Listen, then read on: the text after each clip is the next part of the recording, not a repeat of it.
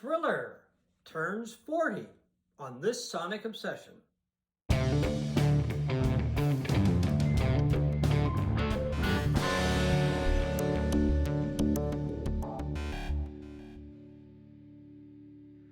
Hi folks, I'm John Wooden and this is my friend Steve McLeod. And today, Thriller, the Michael Jackson classic at 40. First of all, what did you think of the album when it first came out, and what do you think about it today? Well, we should say the anniversary is on November 30th. Right, It came yeah. out November 30th, 1982, and really changed music like all great albums do. I liked it. I'm more of a pop guy than you are, I think, and it really appealed to me for the most part. I mean, you had Beat It with the great Eddie Van Halen guitar solo. I would sit there and I taped it. I would have a tape ready on my boombox waiting for it to come on, and then I would play that incredible guitar solo over and over and over again. And that's the beauty of Thriller. It really had crossover appeal, I think, to a lot of people. Oh, a huge crossover appeal, yeah. It appealed to pop lovers, rock lovers, lovers of R&B and soul. So I've always liked it, and mostly I've liked it because of the incredible production of Quincy Jones. Like, I was listening to it this week again. It's been a long time since I sat down and listened to the album. And every time I do listen to that album, I'm listening in the background to see what's going on.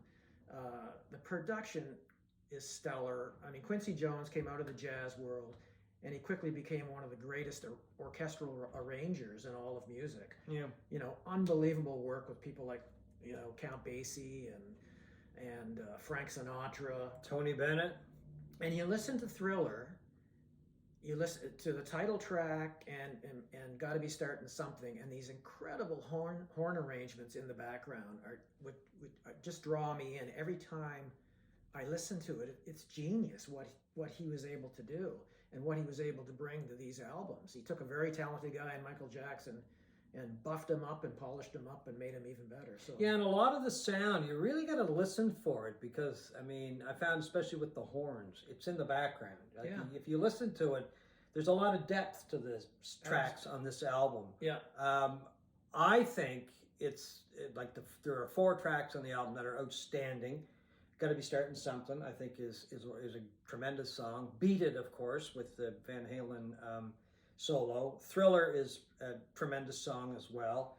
And Billie Jean. Billie Jean, yeah. The other 5 tracks on the album, I'm okay, except for The Girl Is Mine, which is direct. The doggone girl is mine. It's funny, as much as I love McCartney, and I think he's a genius, he's had 2 of the biggest duet turkeys of all time between that and Ebony and Ivory with Stevie Wonder. Yeah, that's true. Yeah. Just the sappiest stuff. But other than that, that's why it's not a perfect 10 album for me.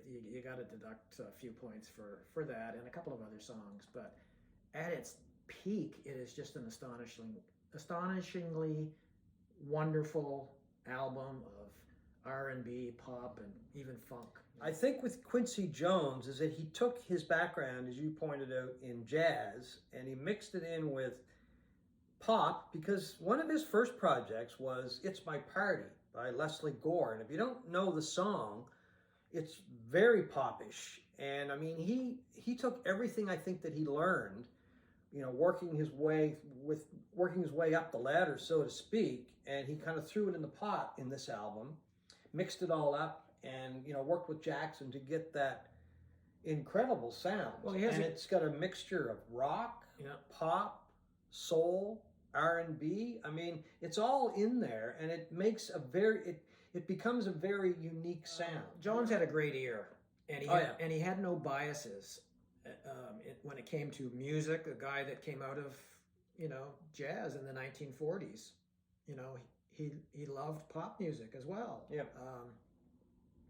He's worked with rappers. He's worked with everybody, and I think most people who come out of the jazz world or the classical world tend to look down their noses at pop music, and Quincy Jones never has, and it really shows on this album. Well, it took Jackson to a different level too. I mean, he started with Off the Wall, which Jones also produced. Another fantastic album. Right, but he took it one step further. Yeah, and the sales reflect that. Depending on who you talk to, that album has sold anywhere from 70 million to 110.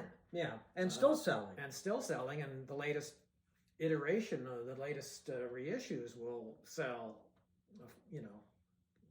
this thing will continue going. Oh yeah, yeah. I mean, at its peak, it was selling 1 million copies a week. Can you imagine that happening? That's a lot of product these days. And then the video, a year after its release, the album's release, they released that Thriller video. The one directed by John Landis. Almost 14 minutes long, and it kicked off another wave of album sales. It doubled their album sales after that. It was the first sort of cinematic music video. Well, it was a mini movie. It was a mini movie. It told a story. And I just watched a great documentary on Quincy Jones last night on Netflix. If you haven't seen it, it's simply called Quincy. And there's a great scene in there where they're both on the set of the Thriller video, and Michael is in his full zombie makeup. And Quincy Jones is saying, "Michael, this is going to be amazing. This is the Citizen Kane of music videos." And in a way it was. Well, yeah. It became culturally influential, culturally significant. When people like The Simpsons and that sort of thing start spoofing things like that. You know that you've made it, or you've made a huge impact. You've made it.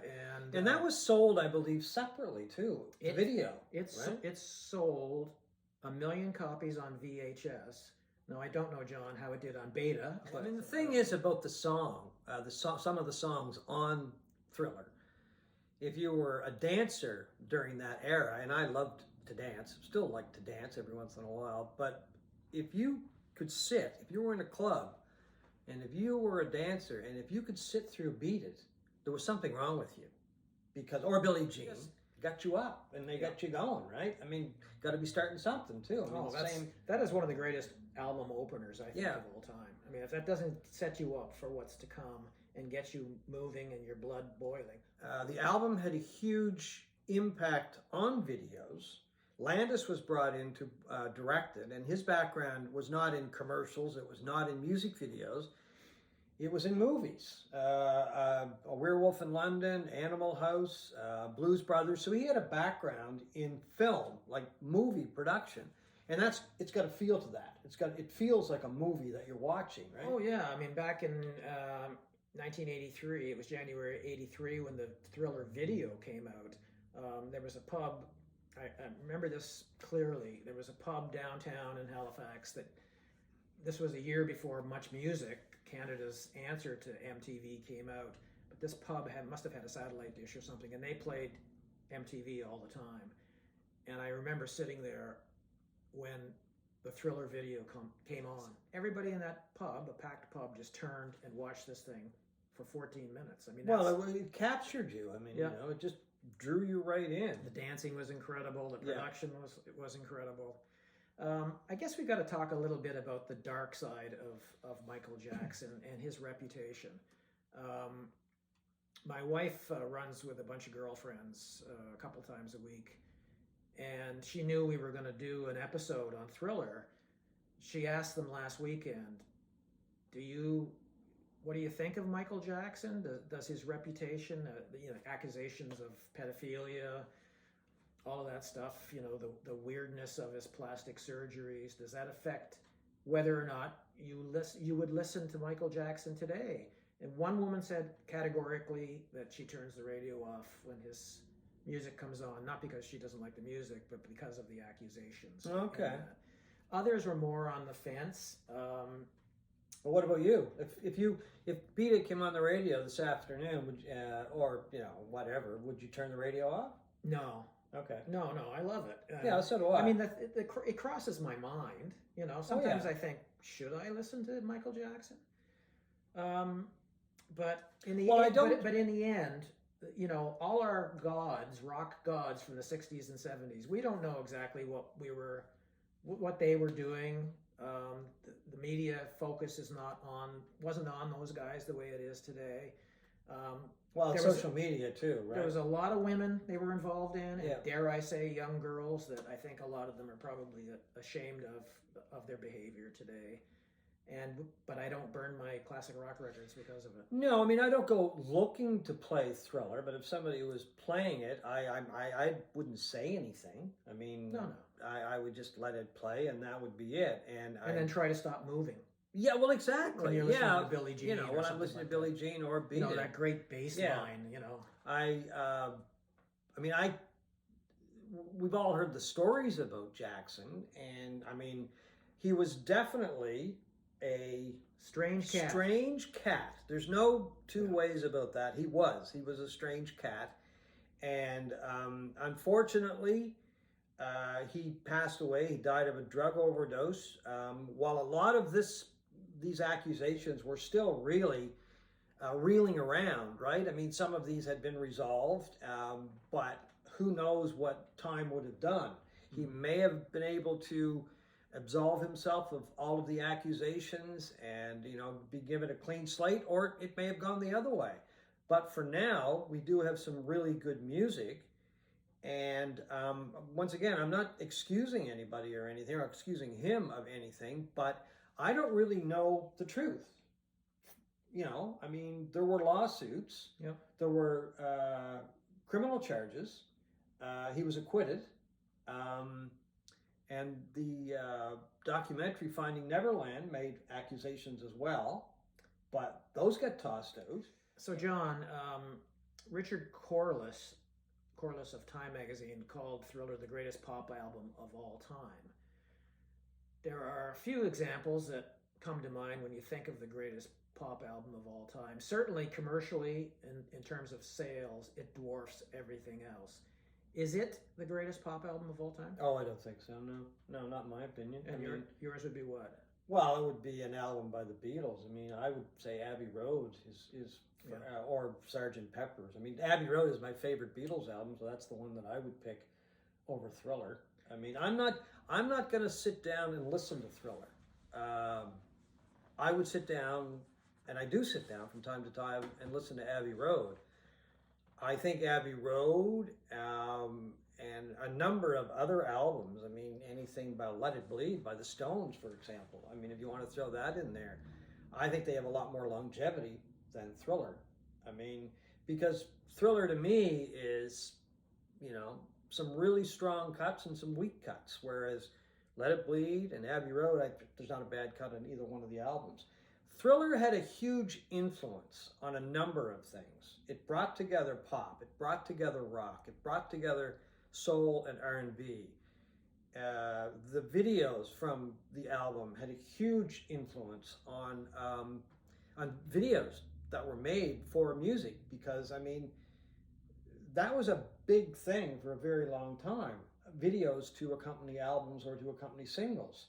And I think with the work that Jackson and Landis and other people did with Thriller, they kind of opened the door up to almost anything that could be done when it comes to a video. The other thing, so its influence is huge. Yeah. The other thing that it influenced is MTV playing black performers. They were roundly criticized its first couple of years of operating that they didn't show black performers, and this just blew the doors open to everything that we see today in popular music. You know, the emergence of rap and all of this stuff, and Beyonce and all of these black performers who are dominating a lot of the popular music today. He was the first. Is it the greatest pop album of all time? It's not in my mind.